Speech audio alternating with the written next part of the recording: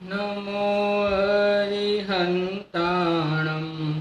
नमो सिद्धाणं नमो आयर्याणं नमो उवच्छायाणं नमो लोये सवसानं मङ्गलं भगवान् वीरो मङ्गलं गौतमो गणे मङ्गलं कुन्दकुन्दार्यो जैन धर्मोऽस्तु मङ्गलं सर्वमङ्गलमाङ्गल्यं सर्वकल्याणकारकं प्रधानं सर्वधर्माणां जैनं जयतु शासनं जैनं जयतु शासनं।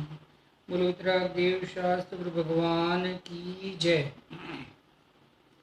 श्री समाधि मरण के ऊपर अपनी चर्चा चल रही है।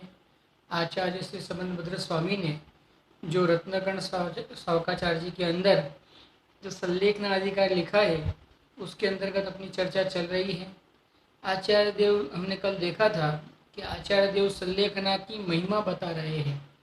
आचार्य देव ये बता रहे हैं कि भैया तुमको कौन सा दुख है कि ये ज्ञानी जीव कई ज्ञानी जीवों ने उपसर्ग के काल में भी अपनी आराधना से डिगे नहीं, उपसर्ग के काल में भी आराधना पूर्ण की। तो ऐसे तो आपको कोई उपसर्ग भी नहीं है, वर्तमान में कोई शरीर में इस प्रकार के रोग भी नहीं है, तो फिर आराधना को क्यों नहीं ग्रहण कर रहे हो? पहले तो आराधना की उत्पत्ति ही नहीं कर रहे हैं। समझना, ये जीव आराधना की उत्पत्ति नहीं कर रहा है, सबसे पहली बात। दूसरी बात, आराधना की रक्षा नहीं कर रहा है। और तीसरा, आराधना की पूर्णता नहीं कर रहा है। सबसे पहली बात ही उत्पत्ति की है। हम तो आराधना की उत्पत्ति की, हमें ऐसा लग ही नहीं रहा है कि आराधना करनी चाहिए। कहने का मतलब आराधना, प्रभु आराधना नहीं करेंगे तो विराधना स्वरूप की विराधना के कारण से ये अनंत जन्म मरण हमने बिताए, ये अनंत दुख हम भोग रहे हैं वर्तमान में, कसायों के माध्यम से, संयोगों के माध्यम से, कर्मों के उदय के माध्यम से, तो हम इतने प्रकार के दुख भोग रहे हैं। तो क्या अभी भी हमें इतना, कहने का मतलब अंदर से ये भाव नहीं आ रहा है कि हमें समाधि को अंगीकार करना चाहिए, ये साधना करनी चाहिए? सबसे पहले तो आराधना करनी चाहिए, इस प्रकार के भाव ही इस जीव को नहीं आ रहे हैं, और बहुत बड़ी विडम्बना की बात है। और जिस जीव को ऐसा भाव आया कि भाई आराधना ही करनी चाहिए, फिर भी वो आराधना में संलग्न तो हो नहीं रहा है। आराधना में संलग्न हो और आराधना को प्रकट करे तो ही शुरुआत होती है, उसके बिना शुरुआत भी नहीं होती है। यहाँ तो ऐसा जीव है जिसने आराधना की उत्पत्ति भी की है और बहुत काल तक आराधना की रक्षा भी की थी, लेकिन जब मूल परीक्षा का समय आया, जब समाधि मरण ग्रहण करने का अवसर आया, तब ये आराधना से अगर डिग जाता है तो कहते हैं कि तेरे आराधना सफल नहीं होगी। जो अब तक तूने जो आराधना की थी, आराधना के माध्यम से चैतन्य स्वरूप आत्मा की अनुभूति की थी, उसका रसास्वादन लिया था, आनंद का रस चखा था, उस रस के सामने तुझे वापस ये संयोगों की महिमा क्यों करके आई? कहने का मतलब ऐसा कहते आचार्य। अब तेरे कौन से प्रकार के तेरे दुख है जो तुझे अभी भी ये सता रहे हैं कि ये संयोगों में कुछ भी फेरबदल कर सकता हूँ? अब तेरे कौन से इस प्रकार के विकल्प चल रहे हैं? ख्याल में आ रहा है ना कि वही विकल्पों से कार्य तो होता ही नहीं है, दिख रहा है अपने को कि विकल्पों से कार्य नहीं हो रहे हैं। तो उसके लिए यहाँ पे आचार्य देव ने बहुत सारे प्रथमानियों के उदाहरण दिए कि जिनमें मुनिराजों के उपसर्ग, मुनिराजों के ऊपर और अनेक ज्ञानी जीवों के ऊपर उपसर्ग आए थे, और उपसर्ग के काल में भी वो उपसर्ग से न जुड़ के, यानी उपसर्ग के माध्यम से उन क्रियाओं में, उन भावों में, उन कसायों में न झड़ते हुए अपने स्वरूप में जुड़े रहे और आराधना को सफल किया। तो इनके तो इतनी प्रकार का दुख था, तो तेरे तो इसमें से 1% भी दुख नहीं है, तुझे तो इसका अंश मात्र भी दुख नहीं है। तो फिर तुझे समाधि मरण ग्रहण करने की भावना क्यों नहीं आ रही है इस प्रकार से? तो तेरे जी कौन दुख है, मृत्यु महोत्सव भारी। अरे मृत्यु महोत्सव तो भारी है प्रभु, तेरे जी कौन सा दुख है?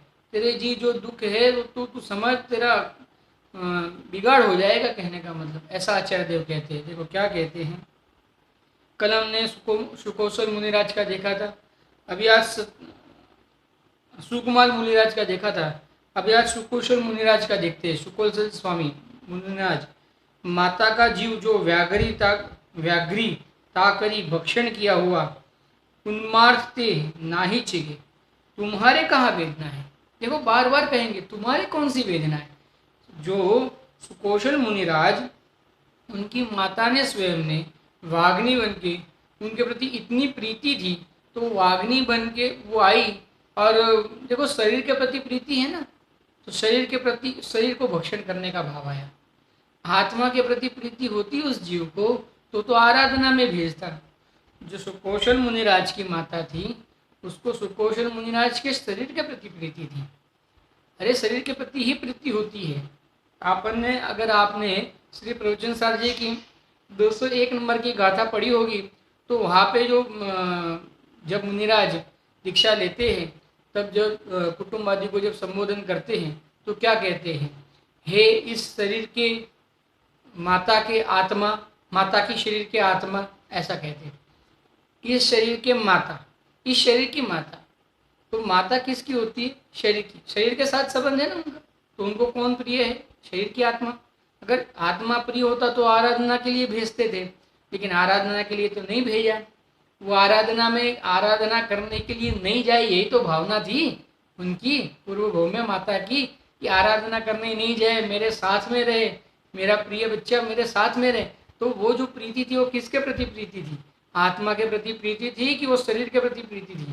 सुकोशल मुनिराज के शरीर के प्रति प्रीति थी, विचारना, शरीर के प्रति प्रीति थी, इसके लिए शरीर के भक्षण करने का भाव है। आप समझना, आत्मा के प्रति प्रीति होती तो स्वयं आराधना करते और उसको भी आराधना में हेतु बनते, ऐसा होता है। लेकिन आत्मा के प्रति प्रीति नहीं थी, तो क्या किया, शरीर के प्रति प्रीति थी तो क्या किया, व्याग्नि बनी और शरीर को खाया। शरीर चाहिए ना, ये शरीर मुझे चाहिए, ये शरीर मुझे चाहिए। देखो भावना, ये शरीर मेरे साथ में रहे, ऐसी भावना थी ना। तो ये इस प्रकार की, देखो कभी कभी अपने को ऐसा लगता है कि ये कहते हैं ना, वो एक वो दोष है ना, क्या नाम है उसका, निदान, निदान, निदान बंध। निदान किया ना उसने, शरीर मेरे साथ में रहे। देखो शरीर भक्षण करने का भाव है, कैसा निदान का बंध होता है। आप देखो वो शरीर, वो सुकोशल मुनिराज है, वो आराधना कर रहे हैं, उनके शरीर को भक्षण करने का भाव आया। कहने का मतलब माता के जीव को बुद्धि ज्ञान से ख्याल में आया, इसी मुनिराज ने बताया ये तो तुम्हारा ही पुत्र था, तब जाके आराधना की। आत्मा का ख्याल आया, आत्मा की अस्थि का ख्याल आया, आत्मा के रत्नत्रय धर्म का ख्याल आया कि अरे मैंने तो उसके रत्नत्रय धर्म को नष्ट किया, नष्ट करने का प्रयास किया। वो तो नहीं डिगे, वो बात अलग है। सुकोशल मुनिराज नहीं डिगे, वो बात अलग है, लेकिन इसने तो क्या प्रयत्न किया था। तो स्वयं ने फिर भी, उन्होंने भी फिर कहने का मतलब धर्म की शुरुआत कर दी। तो ऐसा होता है।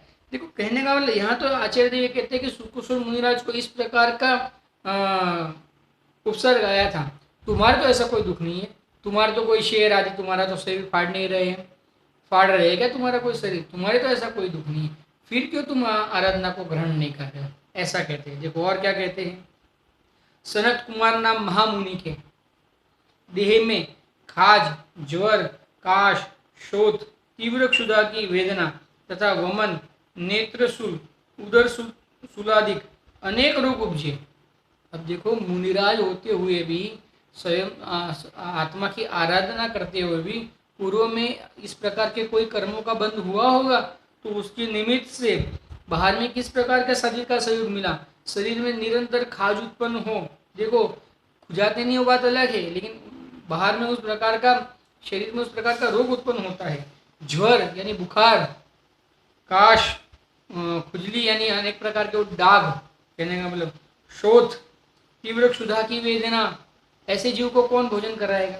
आपका शरीर गल रहा हो, आपका शरीर में कोढ़ हुआ हो, आपका शरीर बुखार से तपतायमान हो, फिर आपके देह में खाज जैसी बाहर में बीमारी दिखती हो। आजकल तो अपने बच्चे को भी स्किन डिजीज हो जाए ना तो माता पिता साथ में नहीं रखते हैं, समझना। रखते हैं क्या? तो फिर ऐसे मुनिराज को आहार भोजन कराना कौन कराएगा बताओ? कोई विरला जीव होगा, कोई वात्सल्य का बहुत धनी होगा, कहने का मतलब, तो वो कराएगा, बाकी सामान्य जीव कैसे कराएंगे?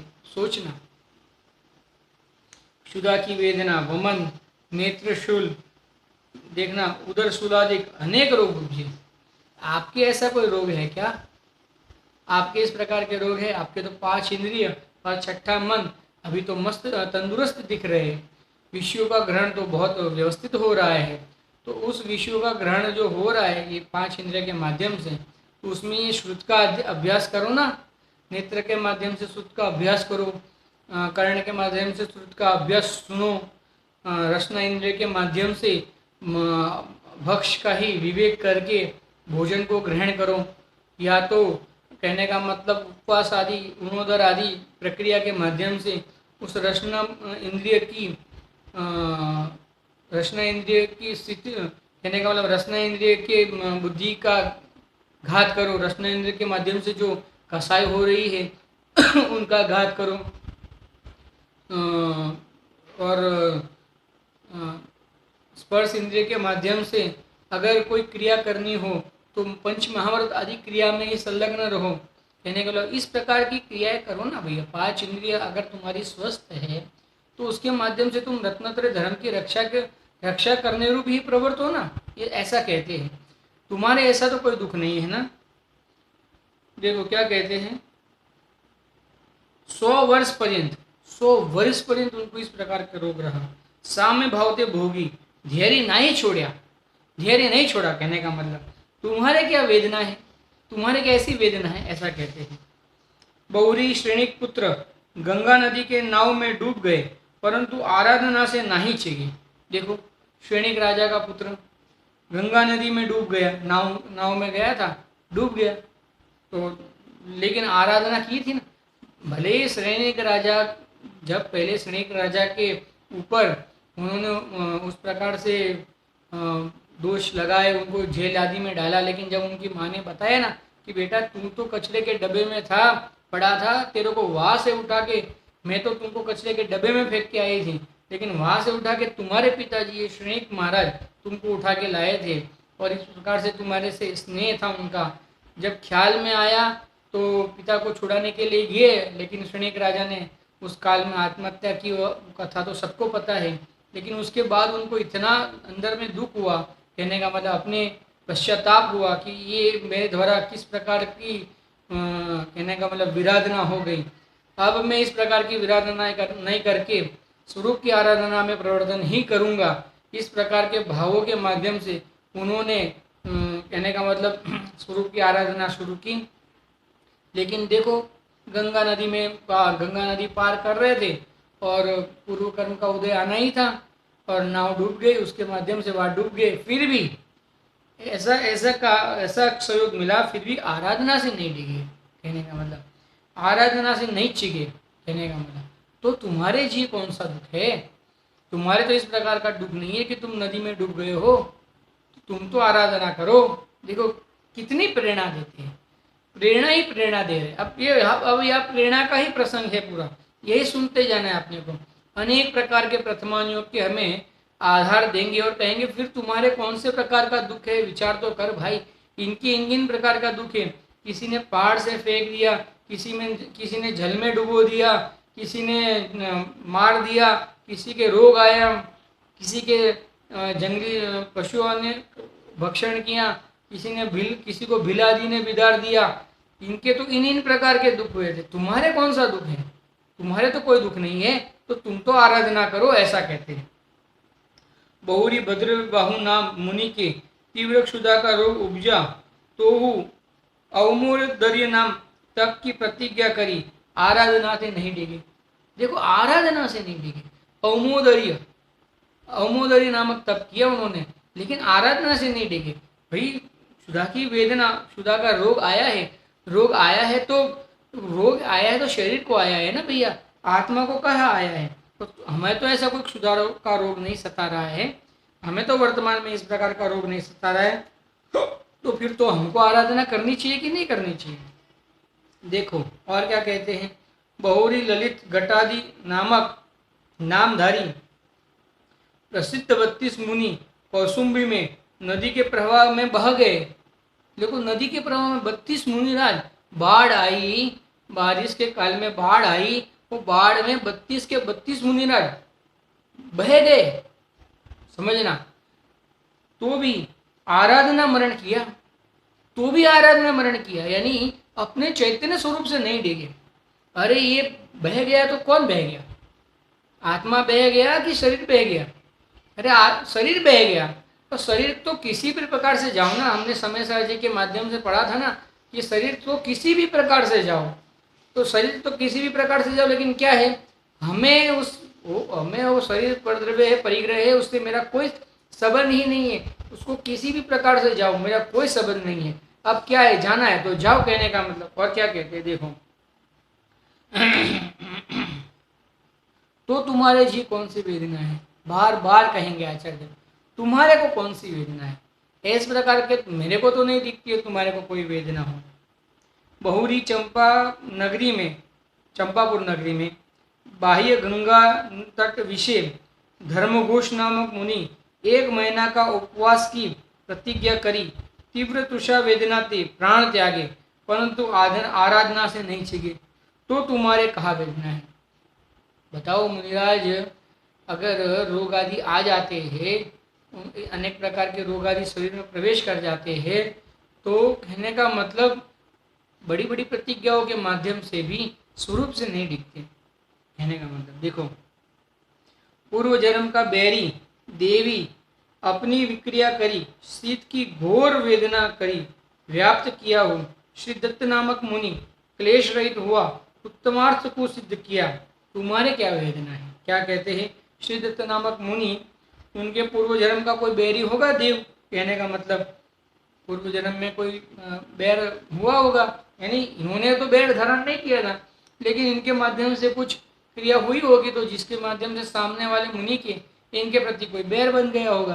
अब यहाँ पे जब वो मुनि अवस्था में थे, इनको देखा कि ये मुनि है, तो मुझे परेशान किया था ना, अब मैं इनको ये आराधना नहीं करने दूंगा। इस प्रकार की बुद्धि के माध्यम से उसने तीव्र शीत, उसने इस प्रकार का वैक्रिया धारण की, और शीत की घोर वेदना उनको दी, कहने का मतलब ठंड की घोर वेदना दी। लेकिन श्रीदत्त नामक मुनिराज है, उन्होंने क्लेश नहीं किया, उसके प्रति बिल्कुल भी क्लेश नहीं किया। अरे वो जीव अगर कुछ कर रहा है तो किसके लिए कर रहा है, उसको किसके प्रति द्वेष है, वो जो देव है उसको किसके प्रति द्वेष है, आत्मा के प्रति है कि शरीर के प्रति है? उसको तो श्रीदत्त के प्रति द्वेष है ना, ये श्रीदत्त के आत्मा के प्रति द्वेष नहीं है, आप समझना। वो तो आत्मा को जानता ही नहीं, अगर आत्मा को जानता तो उपसर्ग ही नहीं करता ना। वो जो देव है वो श्रीदत्त मुनिराज के आत्मा को जानता तो उपसर्ग ही नहीं करता, पर अभी उपसर्ग कर रहा है, उसका मतलब क्या है कि वो आत्मा को नहीं जान रहा था, तो वो किसको जान रहा था, श्रीदत्त मुनिराज के शरीर को जान रहा था, तो शरीर के ऊपर उपसर्ग कर रहा है ना। मेरे जी कौन सा दुख है, मैं तो चैतन्य मैं तो ज्ञान शरीर हूँ ना, तो मेरे जी कौन सा दुख है। देखो इस प्रकार से क्या गजब गजब गजब है मुनिराजों का स्वरूप। ऐसा लगता है ये सुन के कि सामने वाला इतना प्रकार का उनके ऊपर उपसर्ग कर रहा है, कुदरत से इस प्रकार के उपसर्ग हो रहे हैं, और तिर्यंशों के माध्यम से अनेक प्रकार के उपसर्ग हो रहे हैं, लेकिन जैसे इनको कुछ पड़ी ही नहीं है। जैसे शरीर को बिल्कुल, जैसे शरीर के प्रति उनके कोई भावना ही नहीं रही है, अब कोई इच्छा ही नहीं रही है किसी भी प्रकार से। शरीर की उनको अब संभालने का कोई बुद्धि नहीं रही है, कहने का मतलब। देखो कैसा जीवन होगा, गजब है। अपने को ये सुन के भी ऐसा लगता है कि ऐसे भी जीव हो सकते हैं जिनको अपने शरीर के प्रति बिल्कुल भी, कहने का मतलब, भावना नहीं है। यानी हमारे तो अगर इसमें से थोड़ा कुछ भी हो जाए तो क्या दशा हो जाती है। अरे कोई छोटी सी आपके लिए अपशब्द भी बोल देवे ना तो सहन नहीं हो, और कई कई वर्षों तक तो याद रखे कि तुमने है ना उस समय में तुमने मुझे ऐसा कहा था, कहने का मतलब। थोड़े से अपशब्द को नहीं भूलता है, समझना। वर्तमान में जो जीव हम लोग हैं तो थोड़े से अपशब्दों को भी नहीं भूलते हैं, और यहाँ तो पूरे का पूरा शरीर के प्रति इतना उपसर्ग कर रहे हैं।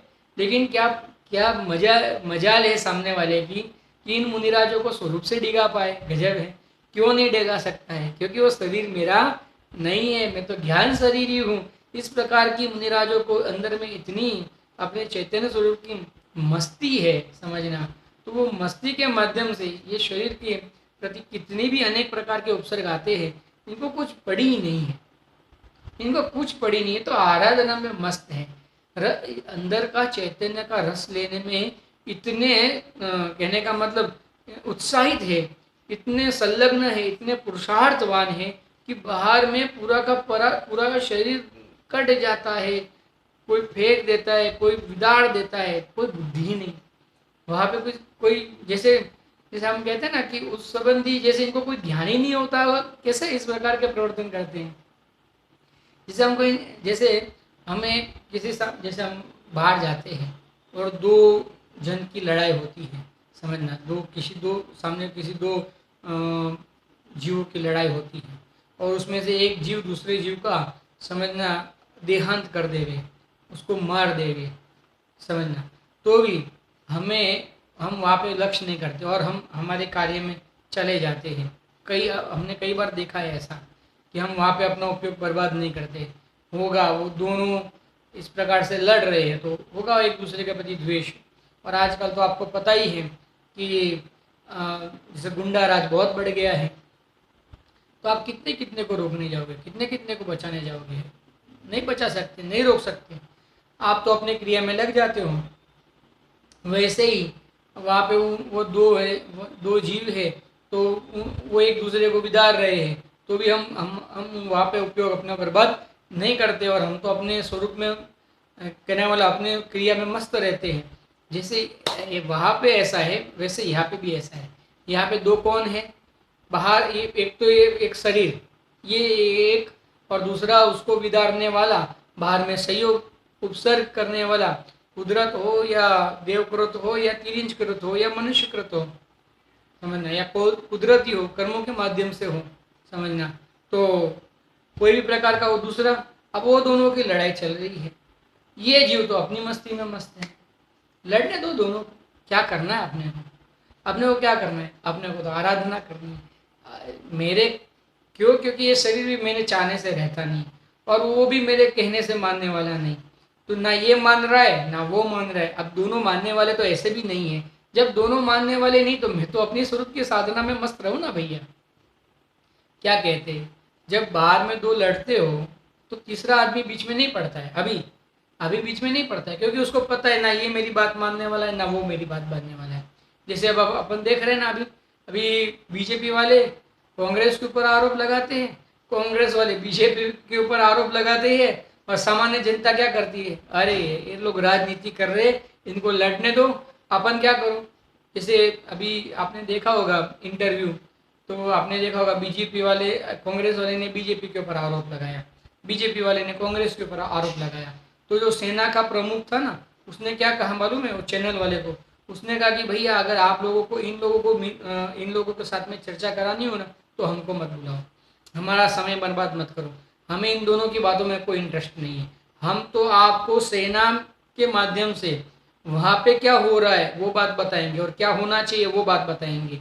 बीजेपी वाले क्या कह रहे हैं, कांग्रेस वाले क्या कर रहे हैं, हमको उन दोनों की बात में कोई दिलचस्पी नहीं है। हम क्योंकि ना मेरे कहने से ये मानने वाला है ना मेरे कहने से वो मानने वाला है, कहने का मतलब। तो मैं क्यों अपना कार्य छोड़ के इनके प्रति, कहने का मतलब इन दोनों के लिए, किसी के लिए भी मैं कुछ बात करूं, कहने का मतलब।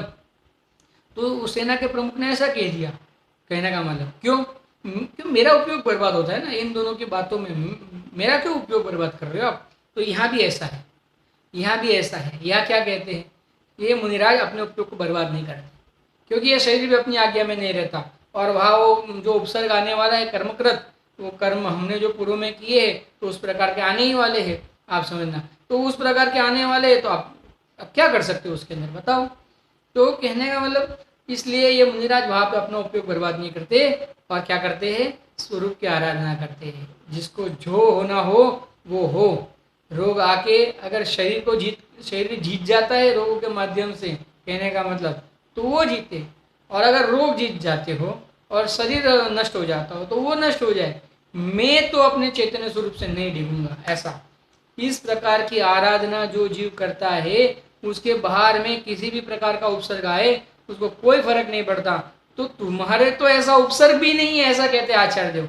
उनके तो ऐसा उपसर्ग आया है, तुम्हारे तो ऐसा उपसर्ग ही नहीं है।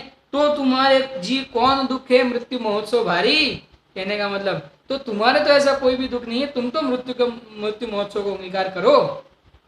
ये वो क्या कहते हैं, और हमारा कहा था, हाँ, बहुरी रोहेड़ नगर में अग्नि नाम राजपुत्र कौच नामक बैरी करी, शक्ति नाम आयु घाते हत्याहु धारण करी, तुम्हारे कहा वेदना है। देखो क्या कहते हैं, इसका तो मुझे बिल्कुल भी पता नहीं है प्रथमानुग का उदाहरण। अगर किसी को पता हो तो मुझे बतावेगा, मुझे मैसेज कर सकते हैं।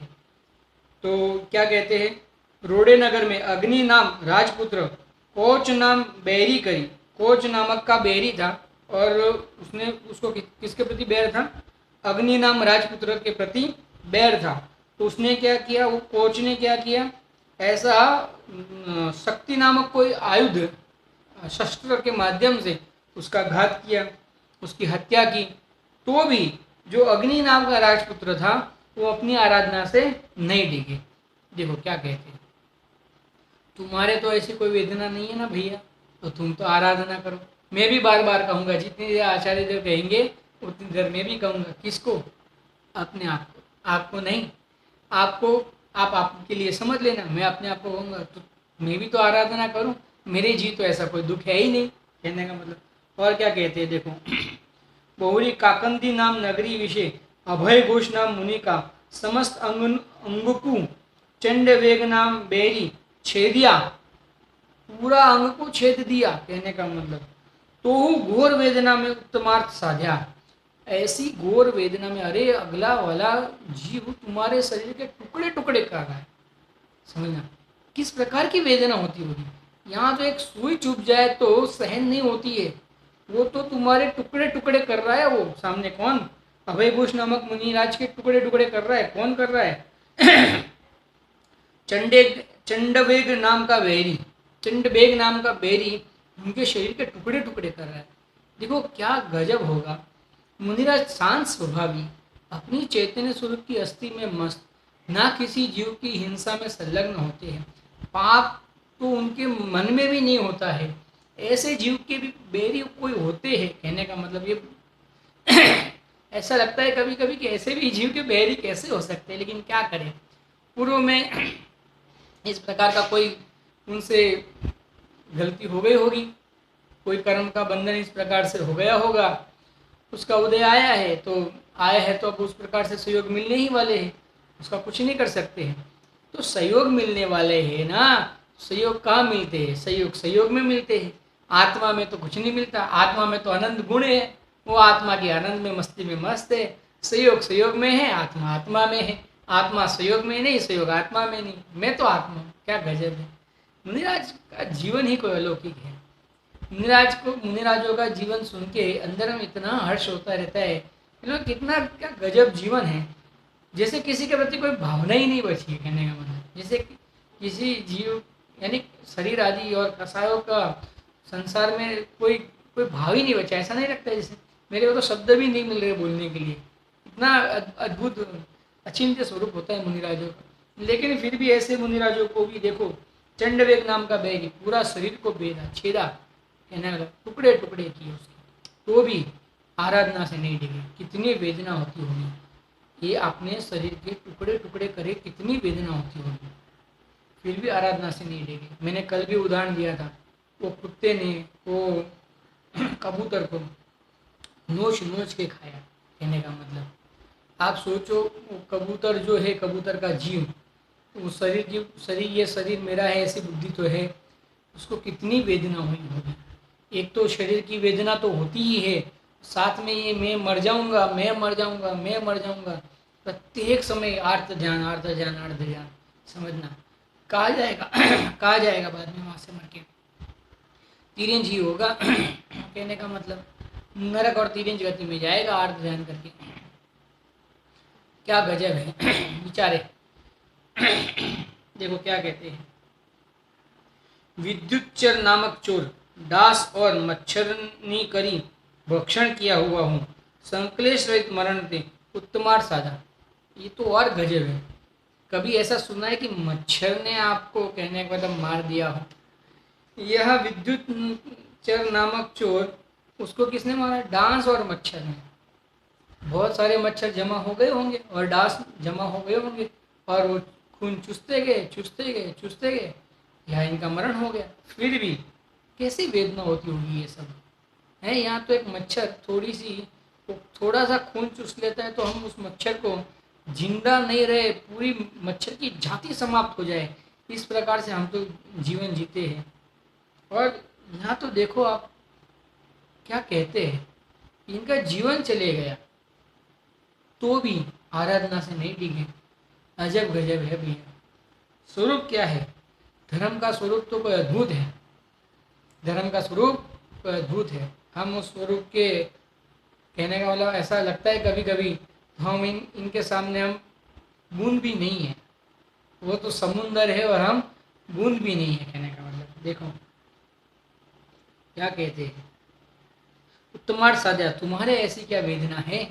तुम्हारे तो कोई ऐसा डांस और मच्छर ने तुम्हारे तो शरीर का विदारण नहीं किया है। देखो, बहुरी चिलाती पुत्र नाम मुनिकु परवला बेरी शास्त्रनी करी घात्या, पीछे धावनी में स्थूल कीड़े पड़े बहुरी अंग में प्रवेश करी, चलनी व छिद्र किए। पहले तो उनको शस्त्र के द्वारा उनका छेदन किया, फिर उसमें जैसे वो परभक्षी कीड़े होते हैं वो उसमें परभक्षी कीड़े हो गए और उन कीड़ों के माध्यम से वो मुनिराज का शरीर छन्नी छन्नी हो गया, कहने का मतलब। पूज्य गुरुदेव से एक उदाहरण देते थे, कोई एक छोटी सी लड़की का उदाहरण देते थे जिसकी दूसरी यानी कोई जिनकी शादी कोई पुरुष से हुई थी, वो उनकी दूसरी पत्नी थी और बहुत छोटी उम्र में उनको वो यहाँ पे हमारे गुजराती में सीतड़ा बोलते हैं, यानी कहने का मतलब एक प्रकार की बीमारी होती है जहाँ पे पूरे शरीर में फोड़ी फोड़ी हो जाती है और उसमें से प्रत्येक फोड़ी में एक एक कीड़ा, कहने का मतलब, और वो कीड़ा शरीर को नोच नोच के खाए। और वो ऐसी जिस बड़ी एकदम क्या बोलते झाड़ी बिछौने पे उसको सुलाया था तो कंबल के ऊपर, तो ऐसा अगर घूमे तो 1000 कीड़े इधर गिरे, फिर ऐसा घूमे तो 1000 कीड़े इधर गिरे, समझना। इस प्रकार से अंदर शरीर में कीड़े हो गए थे और वेदना वेदना वेदना। उसकी सास को कहे कि माँ, मैंने इस भव में तो ऐसे कोई पाप नहीं किए हैं, फिर ये मेरी वेदना क्यों? और गुरुदेव जी कहते हैं कि वो 2 दिन में मर गई। इतनी वेदना सहन करते करते 2 दिन में मर गई, कहने का मतलब। तो आप समझो कि वो क्या वेदना होती होगी। अंग में प्रत्येक शरीर के प्रत्येक अंग में कीड़े पड़ जाए और ये हर जगह पे वो नोच नोच के खावे हैं और फिर भी आराधना से जीव नहीं डिगे। ये सुनते से ही ऐसा लगता है कि क्या चैतन्य स्वरूप की मस्ती होगी उनको, कि कहने का मतलब शरीर का एक एक अंग कट रहा है वो कीड़ों के माध्यम से, नोचा जा रहा है उन कीड़ों के माध्यम से, तो भी बिल्कुल अंदर में कुछ ऐसा है ही नहीं कि जैसे मेरा शरीर जा रहा है या शरीर के प्रति कोई बुद्धि ही नहीं रही, यानी भावना ही नहीं रही, कोई संस्कार ही नहीं बचे जैसे, कहने का मतलब। क्या जीवन है। छिद्र किए तो हूँ समता भावनी थे, प्रचुर वेदना सहित उत्तमार्थ साध्या। तुम्हारे क्या वेदना है? क्या कहते हैं तुम्हारे कैसी वेदना है? गजब है।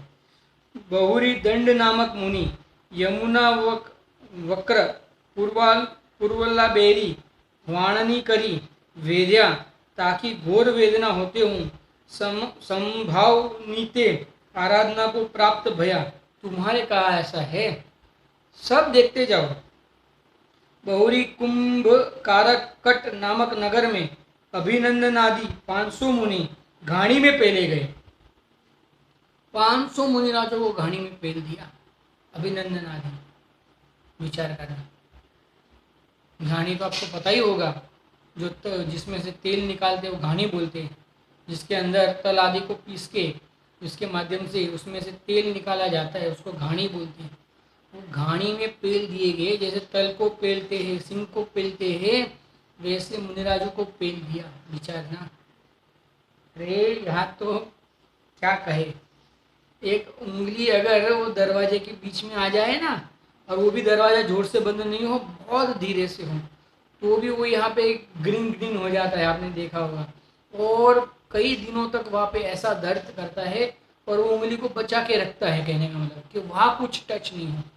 और ऐसा गलती से टच हो गया ना, ऐसा ऐसा करता है, कहने का मतलब अरे बाप रे, अरे बाप रे, अरे बाप रे, ऐसा।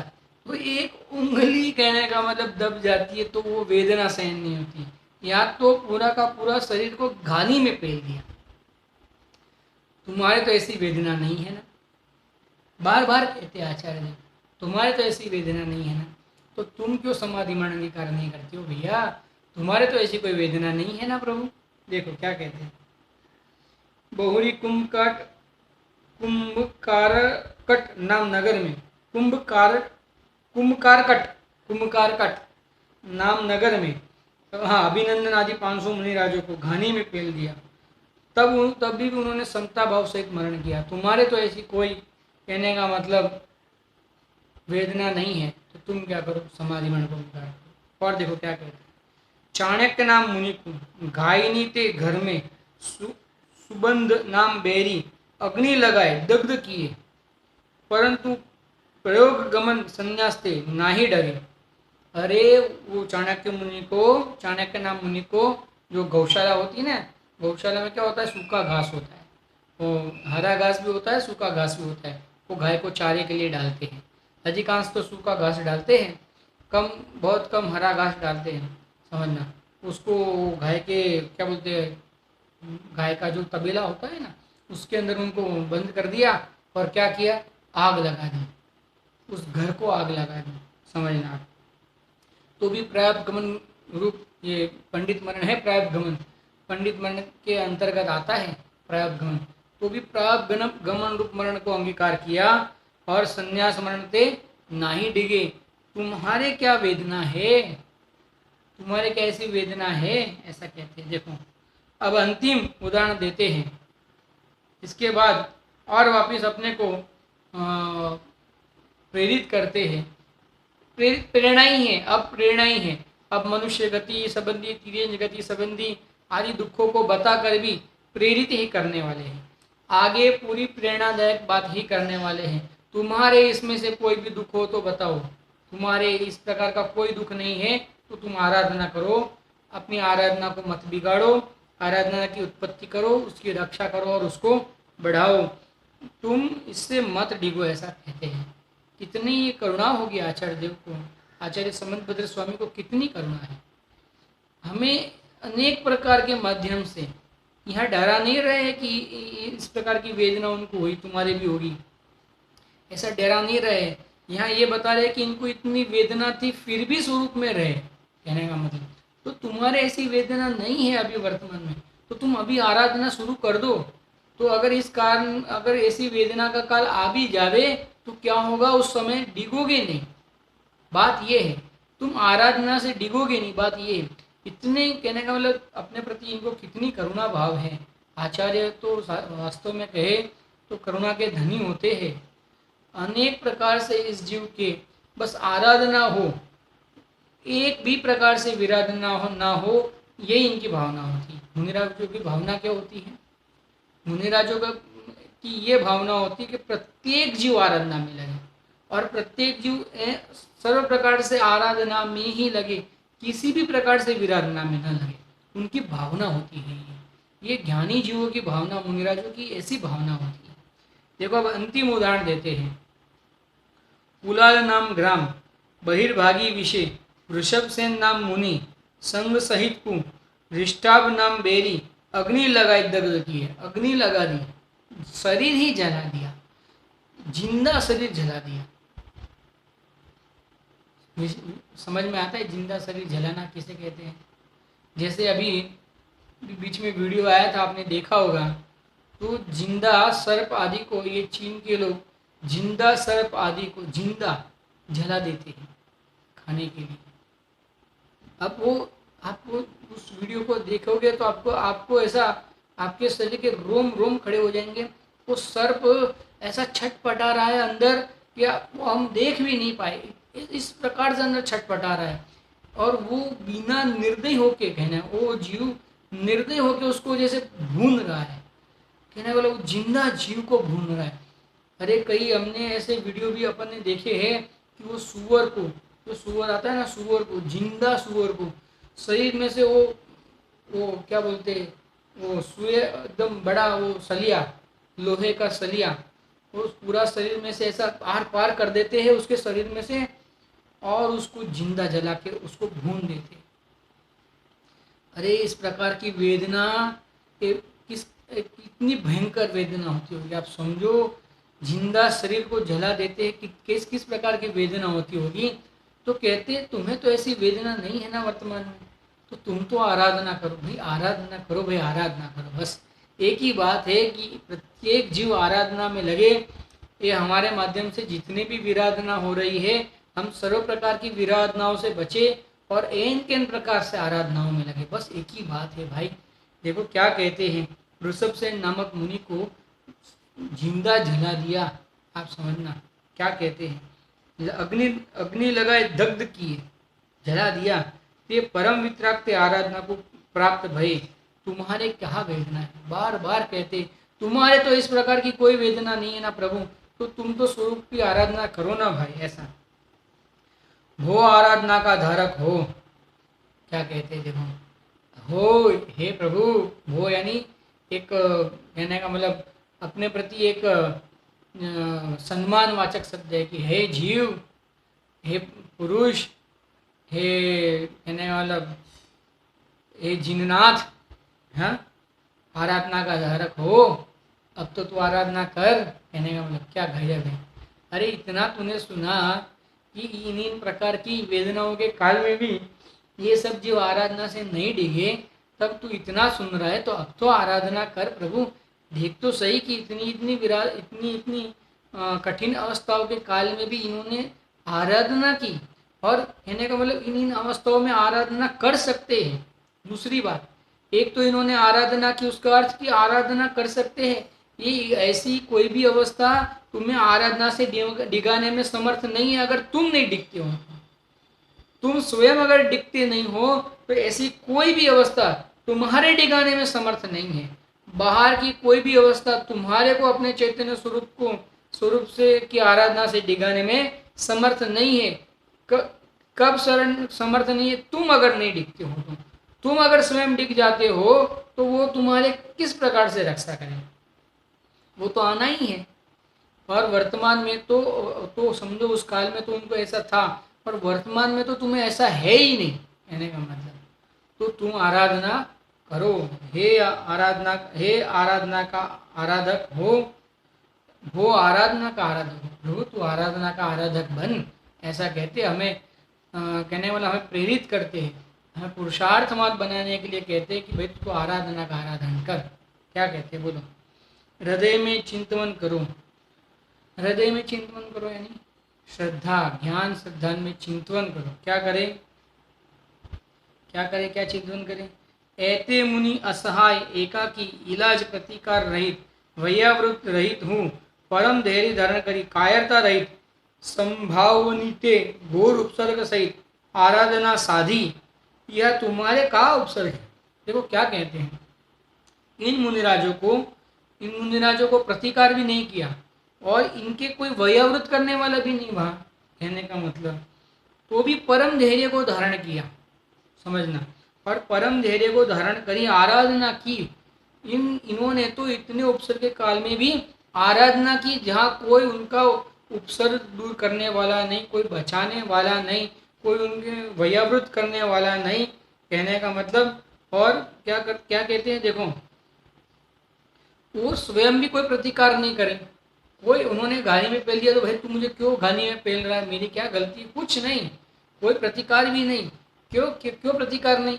क्योंकि शरीर को पेल रहे, मुझे कहाँ पेल रहे हैं, मैं तो ज्ञानानंद स्वभावी आत्मा हूँ। इस प्रकार से आराधना करते हुए उन्होंने धैर्य धारण करके उन्होंने अपने आराधना की, समाधि मरण किया। तो आचार्य देव कहते हैं कि भाई तू भी आराधना कर, समाधि मरण को अंगीकार कर। इस प्रकार से हमें अनेक प्रकार से आचार्य देव ने यह प्रेरित किया है। तो हम भी उनसे प्रेरित होके, इन सब वर्तमानियों के उदाहरणों से प्रेरित होके आराधना को ग्रहण करें। ऐसी मंगल भावना के सहित अभी का वक्तव्य समाप्त करते हैं। ओम नमः सिद्धेश्वराय। सहजानंदी शुद्ध स्वरूपी अविनाशी हूँ आत्मस्वरूप। सहजानंदी शुद्ध स्वरूपी अविनाशी हूँ आत्मस्वरूप। सहजानंदी शुद्ध स्वरूपी अविनाशी हूँ आत्मस्वरूप। जावाणी की ज्ञान ते सूझे लोकालो, सोवाणी मस्तक नमो सदा दे तुम। बोलो द्वादशांग में परम मंगलकारी जिनवाणी मात की जय।